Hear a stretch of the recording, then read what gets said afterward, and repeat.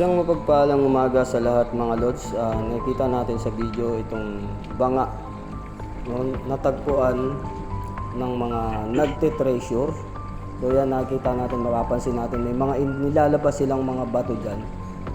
So hindi akalain na kasama sa mga tumpok na bato na yan ay may nailabas dyan na mutya na napasama na nasa loob mismo ng banga. Hindi na lang natin matukoy kung ito ay anong uri ng mutya, kung ito ba ay bato omo, ngunit malayo naman sa kulay ng bato omo, hindi rin siya pwedeng maging bato omo na bulik o anumang uri ng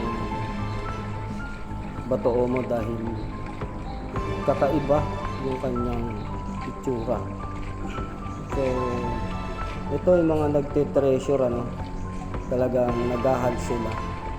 At naipagkaloob nga sa atin itong isang tangan-tangan natin na mutya na hindi natin subok pa kung saan ito mabisa, kung ito ba ay mabisa sa bala o sa itak o sa patalim, no?